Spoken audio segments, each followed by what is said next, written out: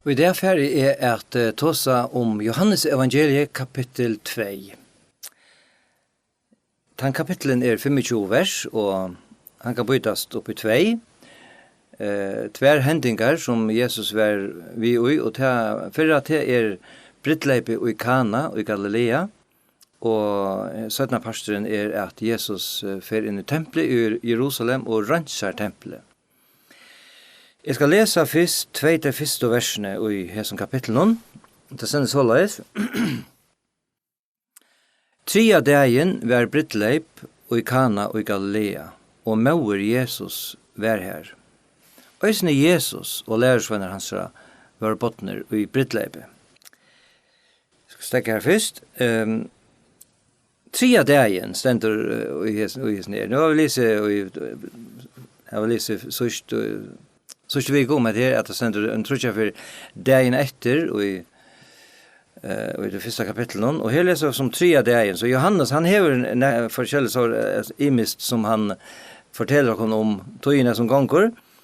Og det stender ikke hva det for 3 dager. Det stender bare 3 dagen med brittleip. Og onker heldur at han være den 3 dagen som han var i Galilea, eller 3 dagen etter at han har hitt Nathanael, som vi leser om i enden av første kapitlet. Og etter brittlevet her, det var i Kana og i Galilea, og det som vi vet, altså, da Johannes evangelister skriver i evangeliet, og så hele tiden Bibelen skriver, så var det ikke bort opp i kapitler eller vers.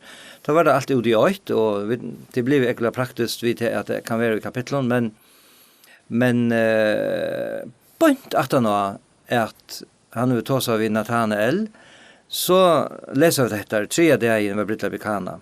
Og vi leser i det sørste kapitlen i Johannes evangeliet, kapittel 21, at Nathanael var ur Kana, stendte.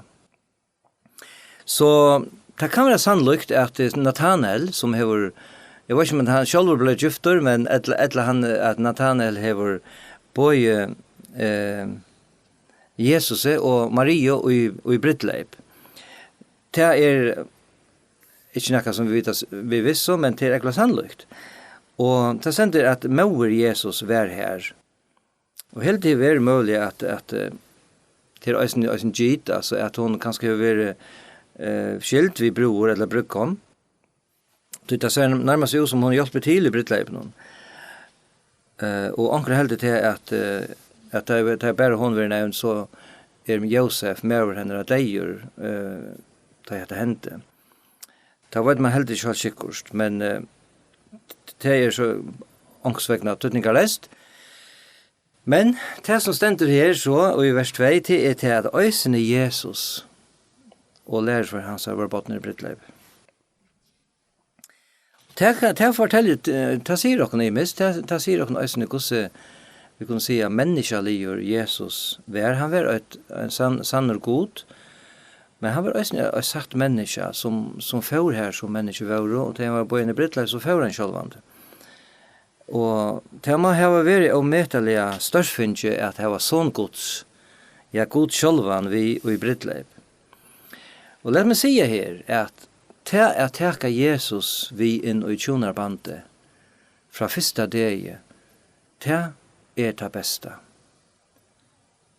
Begge til at det var givet Jesus i livsut som sin personliga frälsare. Annars kunde vi inte teka vi in i okra tjonarband, en brittleip eller tjonarband, om vi inte känna Jesus som okra personliga frälsare. Men ösning heter att vi som tryggvande tjon, att vi har Jesus vi fra första dag som en livande past och i tjonarbanden. Och min avhøytan skal være her, det vi nå tås om det her, at tid som hoksa, gengå hoksa om at få en tjonarfelava, eller tid som skulle giftast, bjau Jesus vi og i brittleiptikkara, så fer det at etnast, og at det har han vi og i tikkara dagliga løyve som tjon og i tjonarbanden. Så jag läser vi det här att nu är kreppa knappliga och i bredleipen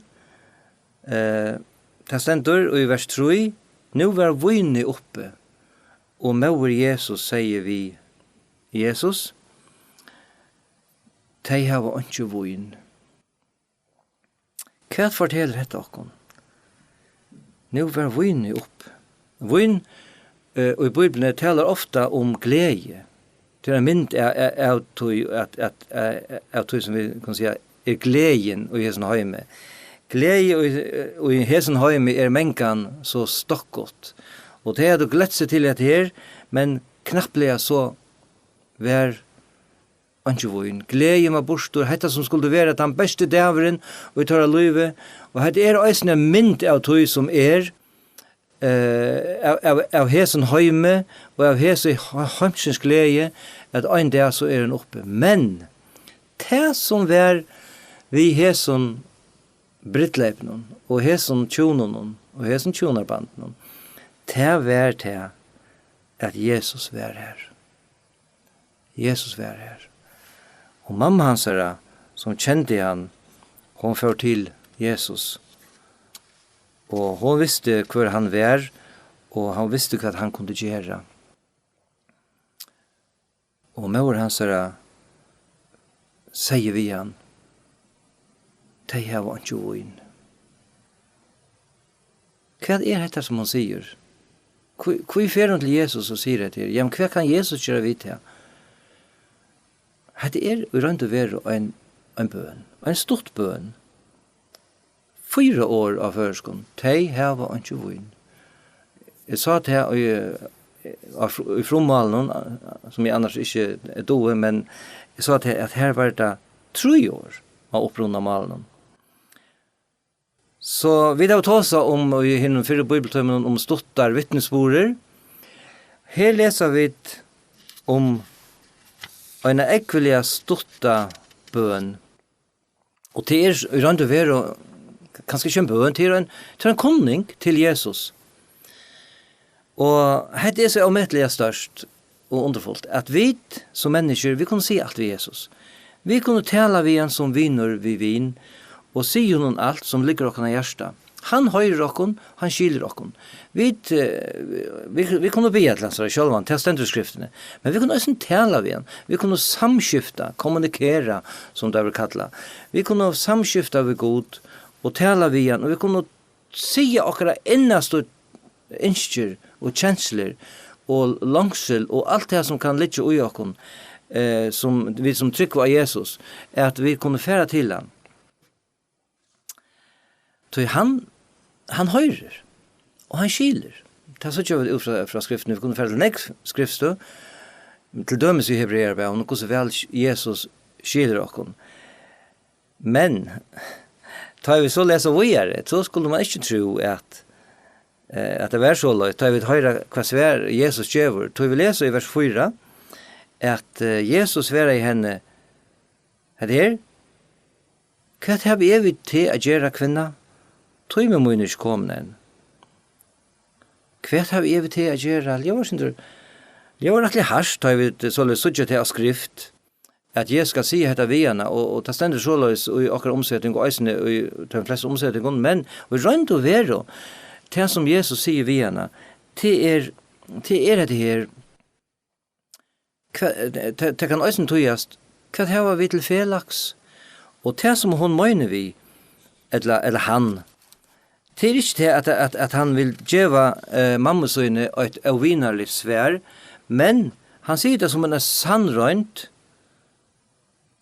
som mamma hans rønt ved øysene visste jeg av.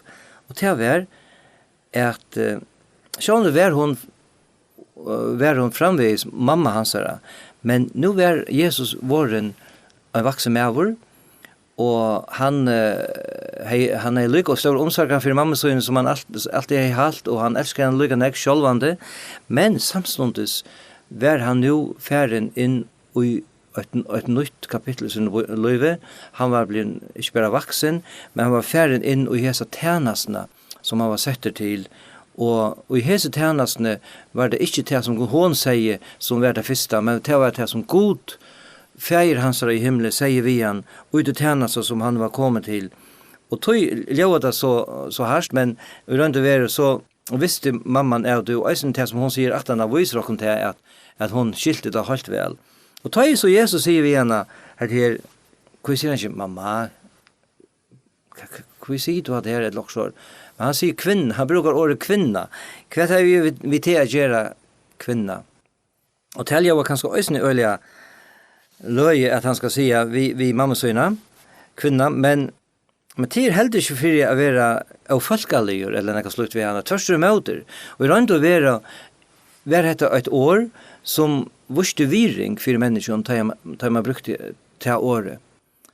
Og så vi skulle skilja Jesus og Øysner, og det gjør det Maria Øysner.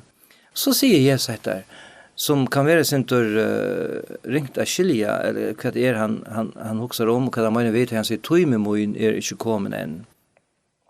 Men det som han gjør i røyn, det er at han pøyker fram og møter tøyma, som var enda maler vi hans tjeneste, vi hans liv i her og folk, og det var affære ut av Golgata, og dødja. Og dette så ikke av atter og atter i Nødja Testamentet, og i hessen her evangelien. Og jeg kan lykke takka tøy til at nevna en tøy for et støk, for dette stendur, om han tøyman, som vi færre kom atter til 17. vetur, men kapittel 6 og vers 3, og her, tidlig på skjermen, her stendur så løys, ta rundt og tar attacka Jesus, men tåla i ånden hånd av han, så stendur Johannes skriver, tøymi hansara var ikke kommet enn.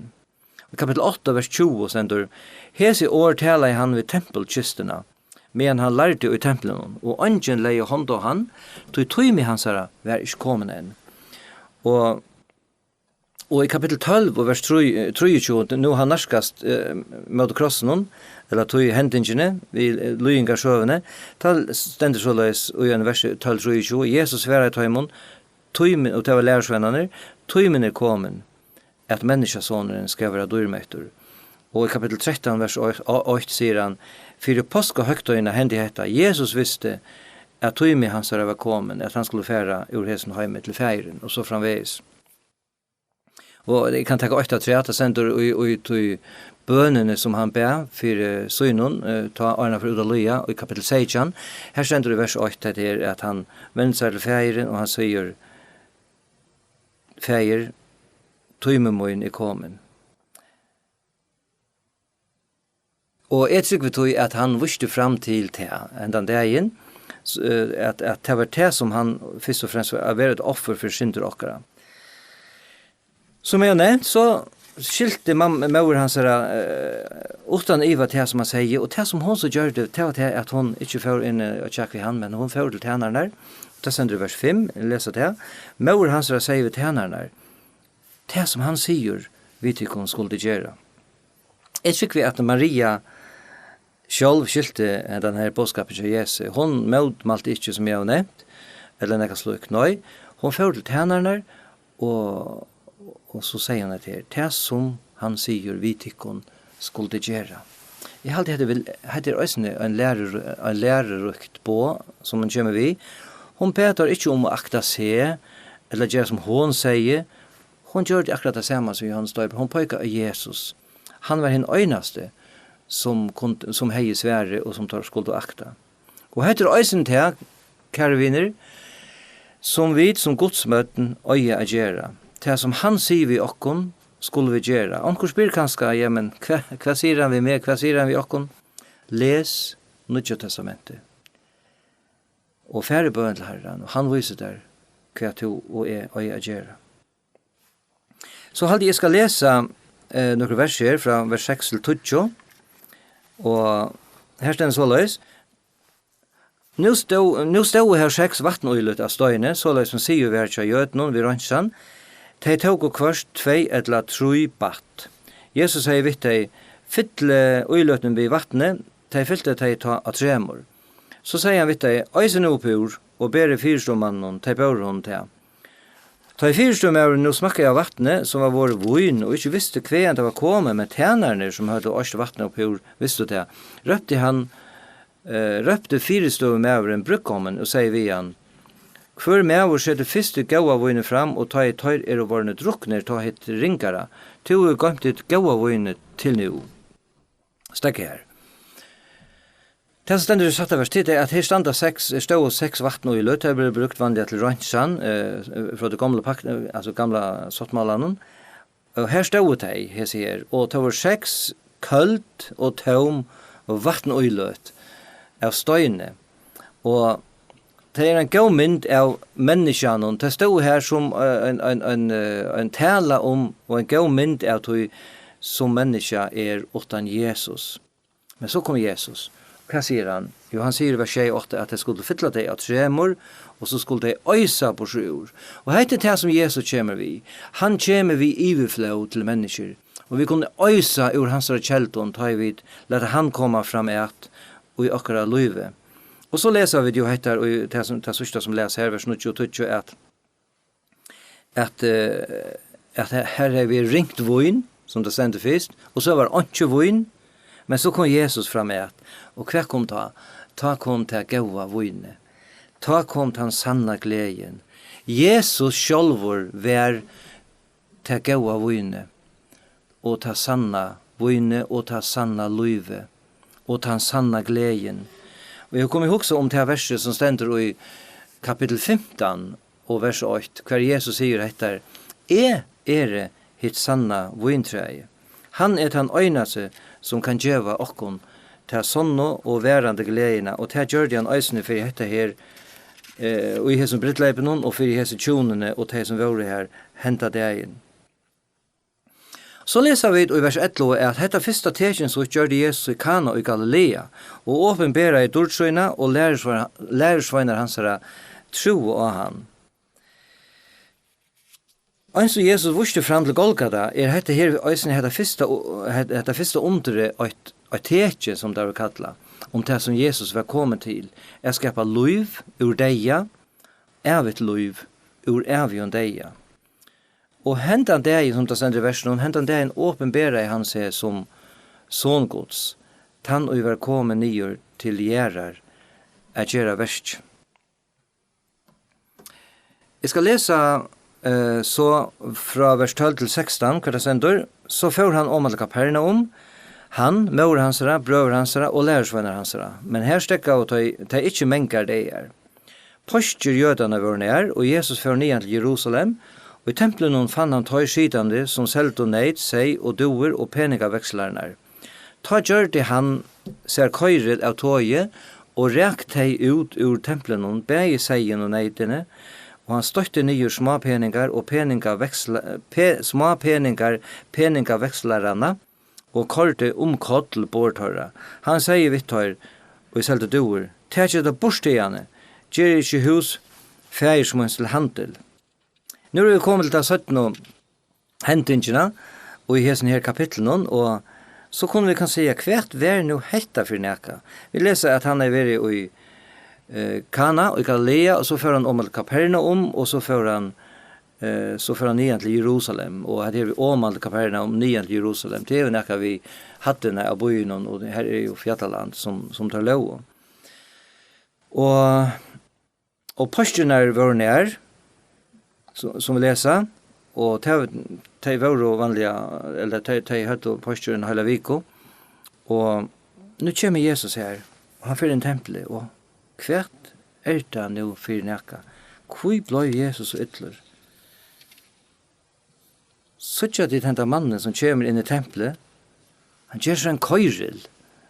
Så støyder han alt om koll til å være der røyna hurlumbull inne I tempelen her. Ja, men var det ikke tan eime og milde og karlagsfulle og elskande og nøyefulle Jesus som var kommet ned nyer, at elska mennesker? Hva var hent igjennom? Og kanskje spørningren kommer til omkran I det. Ja, men altså, god ikke karløyke? God ikke en fittur, omfevnande, karlagsfulle god som vil at alle mennesker det aller beste? Spurningen så fyrir til og med, hver mynd hava vi av gode, hver mynd hava vi av gode? Det hentan? At han lykkes som sin fitte gamle appen oppi i himmelen vid stauren skjetje som vi pleier så gjør mindre av, som elskar ødel og omfevner ødel. Etla det såleis at god øysene kan bliva ytler. Ja, sannelig, god kan øysene bliva ytler. Det kanskje stendt meira om det i skriftene enn om det at han karløyge. Det stendt ødelen for fløyre, eller stendt ofte om dette, hvordan olvarskjerm og god det Og så kunne vi spela, ja, men altså, hvordan skal man skilja til Jo, det just tog at, som det stendt i 1. Johannes brevet, at god karløyge. Det just tog at han karløyge. At han elskar mennesker, at han gjørst ytler. Og her er så høyløv og vrøyene som han hever. Vi kunne ta døme ved okken sjølven som er bøten. Vi elskar okra bøten. I vil alt i høymen. Og just tog at vi elskar teg som jeg. Ja, men så gjeras vi fra tog til æra ytl. Vet deg, for jeg får til å skilja at jeg må ikke gjøre det som det atla. Etla tar det gjøre det som ikke godt og rett. Så kunne vi kjenne hese kjenslene. Og hon springer ut av røynon karløyga til tarra. Og så løs god og eisene. Jeg skal ikke komme så øyne nekven på disse hendingene, som hendte i tempelen hendet dagen i Jerusalem, enn at her hendte nekka vannhøylat i hessen høylige tempelen, som god selv har sett av stånd, slik som han ikke kunne kjennast vi. Og det var her at det var peningavekslerne, og hessen som selv og gjør, som det annars godt kunne, da gjør det først og fremst vi større vinninger fri eier til sin sjølvan, og eisen da gjør det en steg her som det ikke skulle være, inne i tempelen, og av det samme så hendte det her, og det var med annet det som gjør det, at det var hettar at det snutto, det var oærlig, og det hadde vært ferdig bort fra tog som god har avsett. Og da ble vi god, vrøy vi oss, hvis vi ikke vilja vente bort fra det, og det bådskaperen, og jeg synes ikke mer i det. Nødja testamentet leser vi om hettar, at de som trykker av Jesus, som sin personlige frelsere, de jo tempel, heilige andans. Og her det at vi skulle ha hukse om hettar, og som tryggvande, og som frelst, at vi må huksa nekv om det, at vi et tempel, og gosse ser god på det som i okkara løyve, som øynsteklingar, og vi kan også si som menigheter, som samkommer, som kyrkjer, da vi huksa om at vi godsbøten. Og vi kunne spørre, hvordan det vi okkon? Hvordan det med? God ytler vi med? God ytler vi okkon? Tror vi har kommet okkon ui okkor som vi ikke åtto? Ja, men lærte okkon så slippe undan hesson. Og det som Jesus sier, vet du, hendan dagen, det var dette her, det ikke hetta bostor, sier han, vet du. Og ui tog likur etter, ui tog likur omvendingen, jeg vet ha mulighet til at teka det bostor, som som det stender i 1. kapitlet, og som vi har hørt oss fremme i søgnas vik, og hegg lamgod som teker bort sin tøymsins. Han ønsker at rønsa tempelet. Han ønsker at vi skulle være røyn. Og det kommer ikke av at vi gjør gau gjerer. Det kommer ikke av at vi forbedre okkom. Det kommer av at vi færer til Jesus ved okra sinton, og han rensar der i synen dyra bra blå som rann ut i Golgata. Men standa vi til hun møter, så det en olvarsom søk. Jeg lykker å levne 8 versen, stendur i 4 Peters brev, kapittel 5, jeg leser vi at God stendur hinn stolt og i møte, men hinn ei mjuko, djever han nøye. Og jeg halte for å lese et vers som stendur i Salmonen, som kom i hoksa om til vers til Salm 4:32, og vers 19, her han sier, Herren tøymon nær som heva sunderbrot i hjärsta. Han frelser teg som heva sundersårean anda.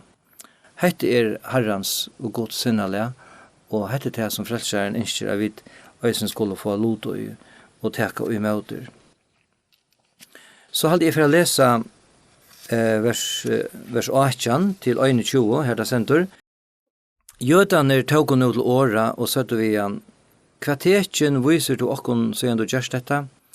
Jesus sverre til ham, brød nye dette tempel, og jeg skal reise det oppator etter 3 døven. Ta så det jødane, og i 46 år stod det tempelet gjør, og to skal reise det oppator etter 3 døven, men han taler om tempel likamsøns. Og her leser vi så til at jødane tar var øyla opptykner av sånne her, så kjønner karteken fra Gode, eller fra Jesus, og karteken gjør det han vi at her, ble også ytler inn i sånne tempelen her, og rekka ytler ut.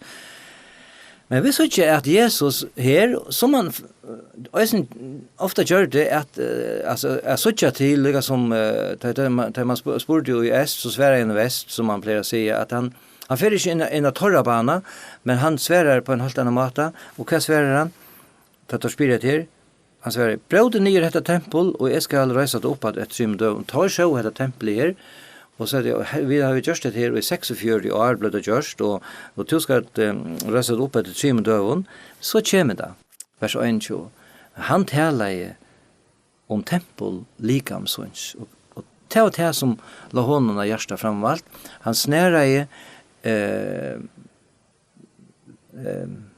hoksanina tja taimon og prætikana tja ser i vil det som verlig av endamale vi ødlen hans løyve jeg gjør. Han tog seg om sitt tempel, og det var det som han måtte, og det som ligger isen her, at han sier sjående, at brautet tid bare hette tempelen gjør drepen bare, men reiser opp at det 3 dagen, og han taler om etter at han skulle dødja for okken ut i Golgata krosset. Så leser vi i vers 22-25, jeg skal lese til versene, at Sattene, ta i han var risen opp fra henne og deg, og mynt hos lærersvenner hans her, at han har sagt dette, og tar 20 skriften i årene, og Jesus har sagt. Vers 23, men han nå var i Jerusalem, og påskjønner og høgtøyene, tro mange av navn hans her, da det så og teken hans her som han gjør det. Men Jesus selv løyd seg ikke til tørre, da han kjente i ødel, og tog honom nyttes ikke at nekker skulle vittne om menneskene. Han visste selv hva i menneskene var. Så det ender i sin kapitlen. Så ikke til at lærersvennerne tar hos med her til han var opprisen tar 20 år, og vi leser øysene, og så leser vi at disse postene her som han var av høgtøyene, her stender at ta tro om mange av navn hans her, da det så teker hans som han gjør det, og jeg skylder til at det som ligger i isen her, at det var ikke helt visst at de ivegå seg til hans her, og gjør det han til herre i sin liv, men de tro av navn hans her, de tror, ja, det han Jesus, en gode maver, og han gjør tekjen, og så fremme, men de fylte honom ikke. Og tog det sin stender i vers 24, men Jesus selv løyd seg ikke til tørre. Tog han kjente ødel, han kjente hjertet av mennesken. Han visste, og han vet hva hjertet akkurat bor. Han kjenner dere, vi kunne aldri likva for Jesus, vi kunne ikke spela høyle, eller kristen, eller frelst, og kanskje trykva at det en god til, og at Jesus var her nere, og han var en sølig person, og han var en gode maver, eller hva vi kunne finne på å si, en profetor. På den måten kommer vi ikke til himmels. Det vi at djeva seg til Jesus, lyde av han, trykva av han. Det sender akkurat det samme, det faktisk det samme år av fromalen til at de tror av navn hans, og han løyd seg ikke til tørre. Og det vil den gjøre at han kjente hjertet tørre.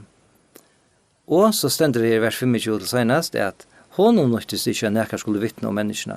Han visste selv hva menneskene var.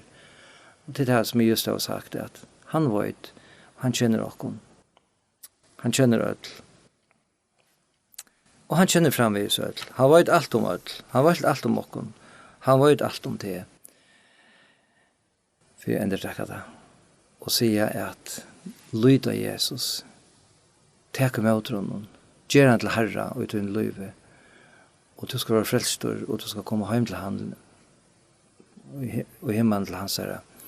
Och han älskar det och han önskar att hjälpa der. Han blir ytler vid okkon, vid kvörst, og det bara til okkara bästa. At han leter okkon komme ut og røynter, fyra røyne okkon, og fyra få okkon på bøynt aktor. Leter okkon halde okkon li Jesus. Vi skulle be sammen. Gå fægir, vi takkar deg fyrir at vi da var kunnet aktivere her i dag, til en bibeltøyma. Og takk fyrir året tøyt, takk fyrir at vi kunne høyre det, og lese ut og lære av det, og gjøre okkon nei og hjelp til det. At genge etter året tøyne og fægir som så omettelig underfullt. Takk for at du ville komme her nye og dødja for jokken. Og takk for at så mange som tog imot her til hva som måtte at kalles tøyne bøtene skulle komme hjem til tøyne. Jeg vil ikke ha her i alle ræver. Skikkene hver øynstakken som hørst. Vi vil ikke hver øynstakken. Og vi legger land og folk og i tøyne hender og vi takker til her for alt. Og i Jesu navn. Amen. Så skal jeg også i det synge en sang, og derfor jeg synge en sang som Victor Danielsen har yrst. Han har omsett øyne nega sanger, og han har yrst nekrar, og heter Øyna Taimon. Og han byrjar såleis. Lengt bostor fra gode, Jack Øyna fer, og i myskrenon bunten la.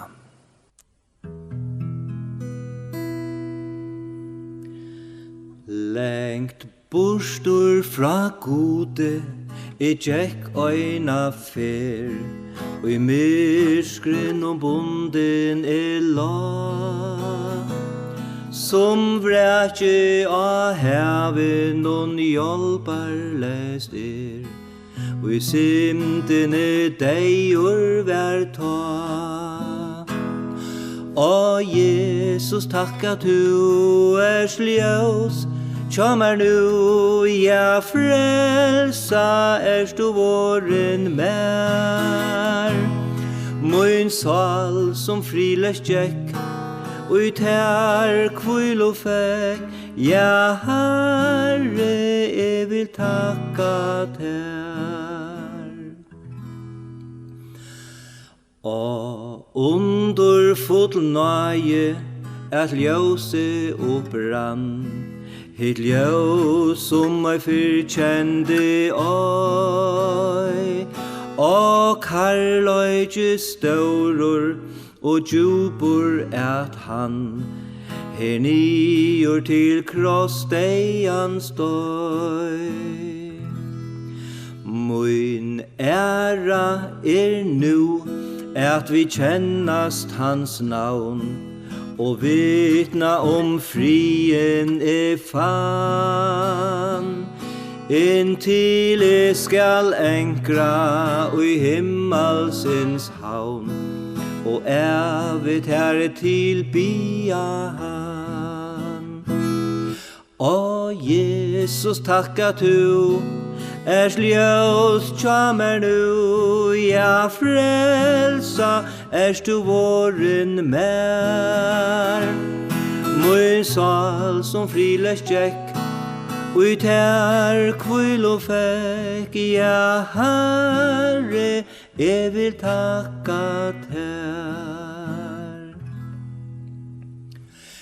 Gjev Jesus at mengur ma sutja som tun kross og tu frelsande blå, at mengur ma frelsast og i trunne av te, som stendur her eit sin stå.